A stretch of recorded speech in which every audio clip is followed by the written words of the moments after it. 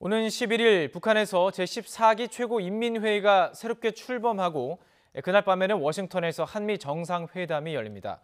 북한 최고인민회의 결과와 한미 정상회담 결과는 당분간 한반도 안보 정세를 좌우하는 기준점 역할을 할 것으로 예상이 돼서 긴장감이 고조되고 있습니다. 왕선택 통일외교 전문기자 연결해서 이번 주 한반도 안보 정세와 관련한 일정과 동향 점검해 보겠습니다. 왕 기자 안녕하십니까? 네, 왕선택입니다. 네, 이번 11일 다음 주 이제 목요일 정도가 되면 이번 주 목요일이 되죠. 이번 주 목요일이 네네, 되는데 그렇습니다. 한반도 안보 정세 중요한 날이 될 것으로 보입니다. 구체적인 일정이 지금 어떻게 되죠? 네, 4월 11일 최고인민회의가 재편이 됩니다. 13기에서 14기로 새롭게 재편이 되고 그날 제1차 전체 회의가 열리게 되는데 최고인민회의 자체 출범 자체가 중요한 것이 아니고 1차 전체 회의에서 북한의 최고 지도자 김정은 국무위원장을 재선출하는 그런 절차가 진행이 됩니다. 그것이 북한 정치 일정에서 아주 중요한 의미를 지니고 있다고 하겠습니다. 네.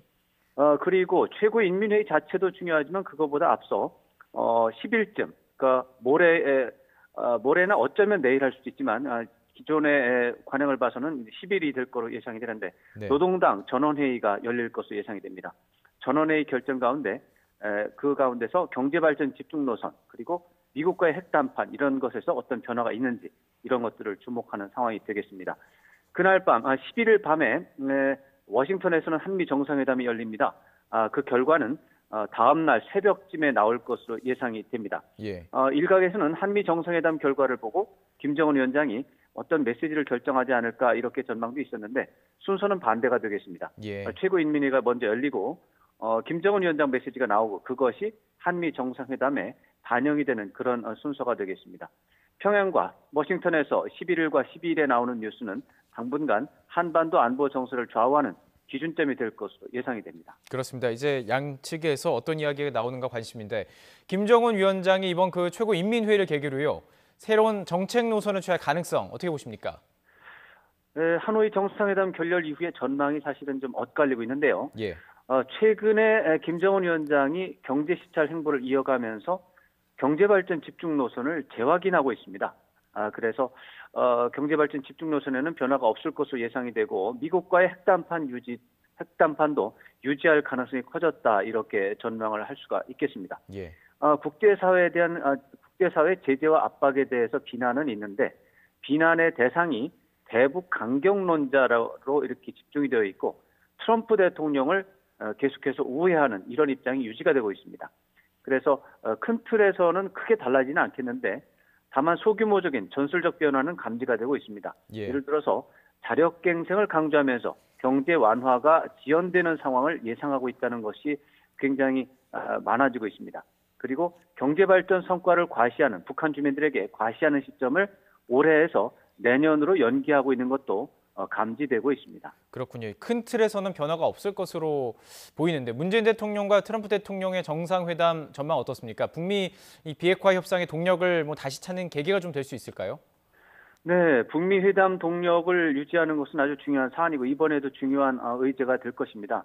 그렇지만 이번 정상회담의 가장 민감한 관심사는 한미 공조 균열에 대한 우려라든가 불안이라든가 이런 것들을 완화하는 것이 되겠습니다.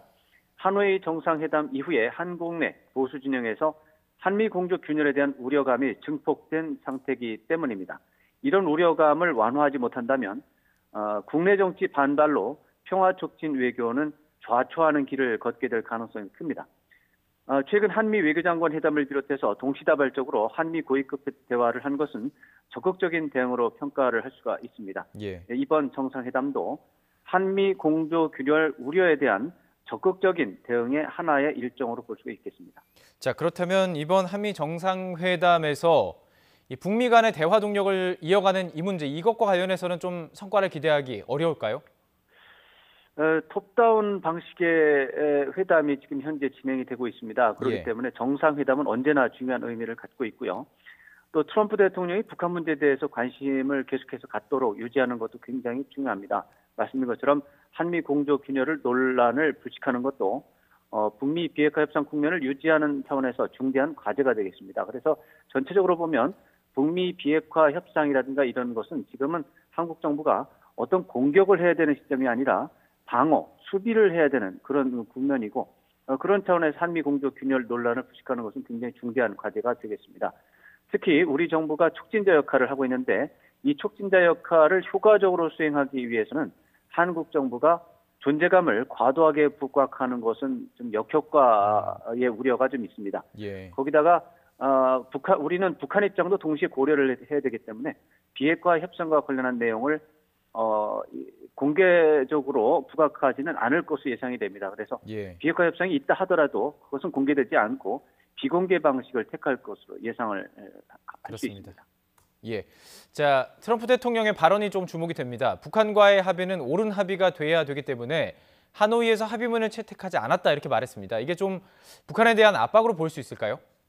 내용으로만 보면 당연히 대북 압박 의미가 있습니다. 그런데 오늘 새벽에 나온 그 발언은 북한을 겨냥한 메시지가 아니다 이렇게 평가할 수 있습니다. 트럼프 대통령은 하노이 정상회담에 대해서 합의문이 채택되지 않고 결렬이 됐는데 이것을 미국 국내 정치 차원에서 자신이 북한에 대해 단호하게 협상을 했다라고 홍보하는 그런 상황입니다. 예. 미국 야당이나 전문가 집단에서 트럼프 대통령은 북한과의 협상에 전혀 준비가 돼 있지 않고 김정은 위원장에게 속아 넘어갈 것이다라고 하는 비판이 있었기 때문입니다. 트럼프 대통령이 국내 정치 맥락에서 자신이 위대한 협상가라고 홍보하기 위한 그런 발언을 했는데 그것을 북한에 대한 압박으로 해석하는 것은 적절하지는 않다고 생각합니다. 예, 알겠습니다. 지금까지 왕선택 통일외교 전문기자 연결해서 관련된 이슈 정리해봤습니다. 고맙습니다.